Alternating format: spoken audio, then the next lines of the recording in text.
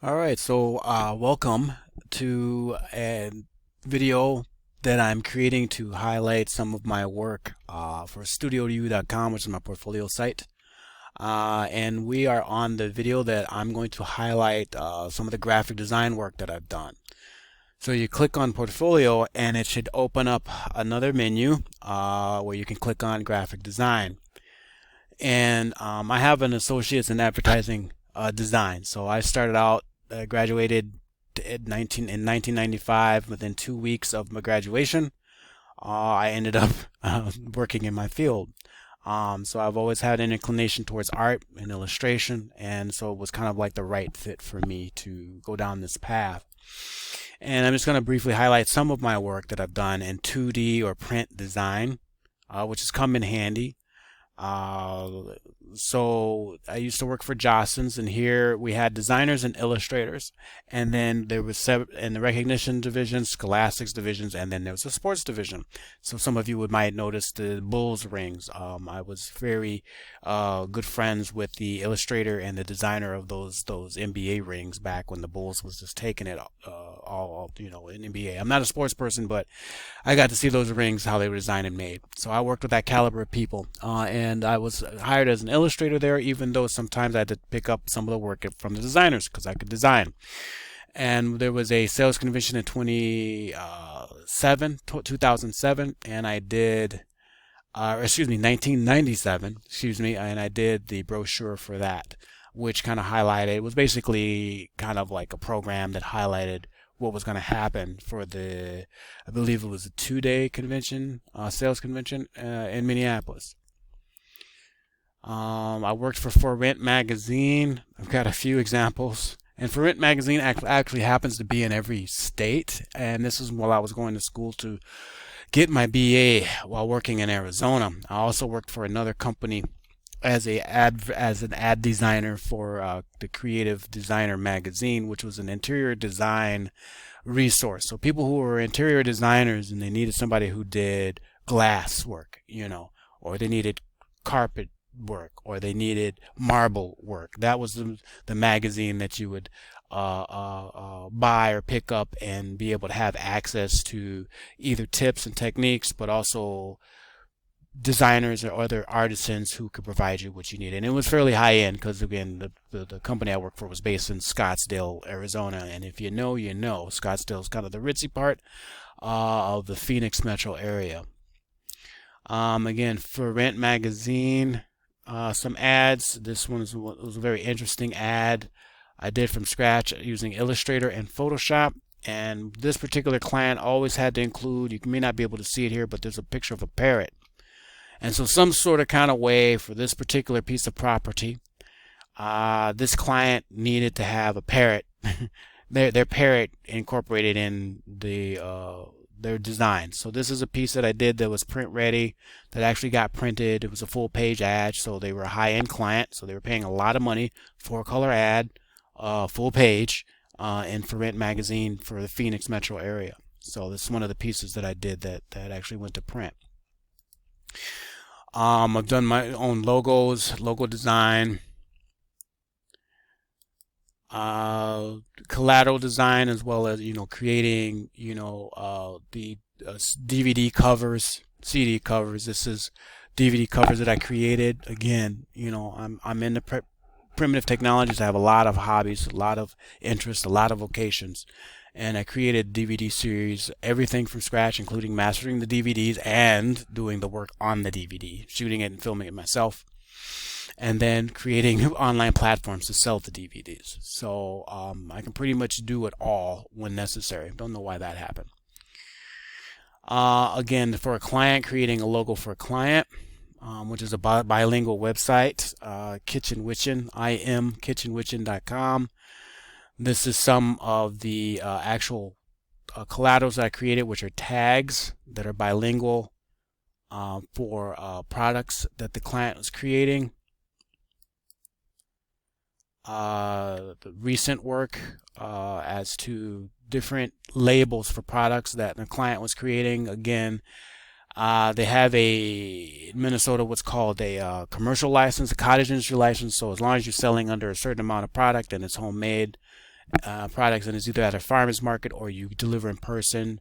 You can create and sell your own products, and these are different labels for the different types of shichimi, or different spices, basically.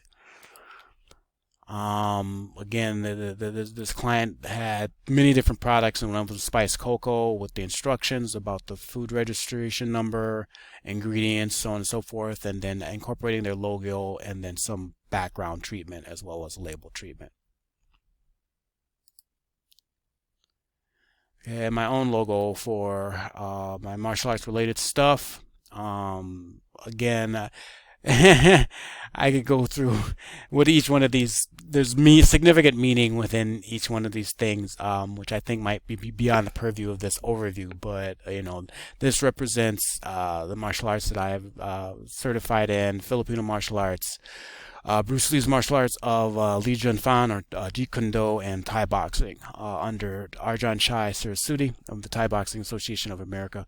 So I incorporate these logos in a 2D or flat design. You created an Illustrator or a skeuomorphic or more kind of 3D realistic design. All right, interesting. I wonder why that's happening like that. Oh well, let's carry on. So, illustration. I got into this line of work because I have the innate skill to be able to draw. And I can look at something or visualize something in my head and put it on paper. Whether it be something completely abstract, something cartoonish, or photorealistic. And I was hired by Jostens because of my illustrative ability. And these are graphite pieces that are, again, just off the top of my head, just thinking, how do I put, the thought down on paper. I am influenced heavily by comic books, Marvel Comics. Boris Vallejo is another one of my inspirations. If you're not familiar with that artist, he's kind of a neo-baroque artist who's done a lot of album covers and a lot of novel covers and a lot of movie posters and calendars and things, and I enjoy his work. These are design proposals for little figurines for Department 56 here in Minnesota, and these are actual graphite illustrations that I came up with back in '97. So yeah, I signed my work and I give the date there, which you're supposed to do. These are just kind of line art for the martial arts school I belong to, featuring Thai boxing, that was actually used in some t-shirt designs. Just some different pieces of work here I did for a client slash friend of mine, who's also a martial artist herself, and so this is kind of how I put the different pieces together, kind of the rough, the main illustration, and then using an overlay with tracing paper to make sure I'm incorporating the right element here, and it's chain reaction, self-defense as it relates to human trafficking, or we'll just call it slavery, as it relates to women in self-defense. And yes, you can use flexible weapons in self-defense. Again, I don't want to get too far in the weeds with that, but that's the significance of the chain. Breaking the chain, and then of course using it as a means of self-defense. Again, some conceptual illustrations of the PR Cupid.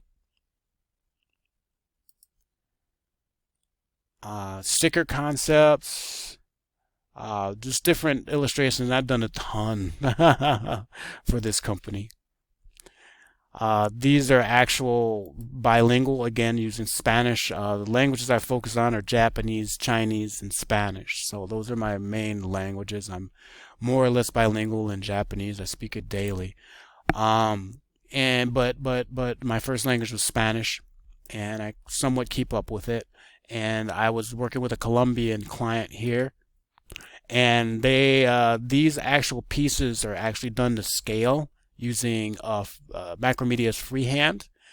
And the client was very pleased that there was a salesperson in Colombia that I would incorporate Spanish because, again, her audience was Spanish, right? So they shouldn't have to interpret or translate anything. So these are choices for the prototypes, is what this says. And these actual prototypes will be taken directly to the CAD designer to make these into actual pieces of jewelry. And these are actual pieces of jewelry, whether it be emerald, sapphire, or amethyst, or something like that. Again, work for Jostens that I did. This is one piece that I enjoy for Smith & Wesson. Again, using coloring pencil, and this is textured paper. So and using coloring pencil, textured paper, and marker, if I remember correctly. And this is the Denny Elliott style. There's a designer named Denny Elliott with Jostens, who originally was based out of Owatonna, Minnesota. Very, very, very. I mean, Jostens just has world-class illustrators in general. Always has been known for that. And so I was proud to be a part of that team, that company, as they were transitioning over to more digitized work. And he had a specific style that I was trying to emulate, and I think I did okay. Again, kind of pales to his work, but I was a young illustrator at that time, and again, that's why, that's kind of one of those things where I was glad to be able to do some of that work. And again, these are just proposals. These are the designs before they're actually developed into a line, digitized art, and the stones are measured out and it's given to a CAD designer, etc., etc. So the jewelry making process is a whole nother aspect behind the designs, which is kind of interesting to get to know.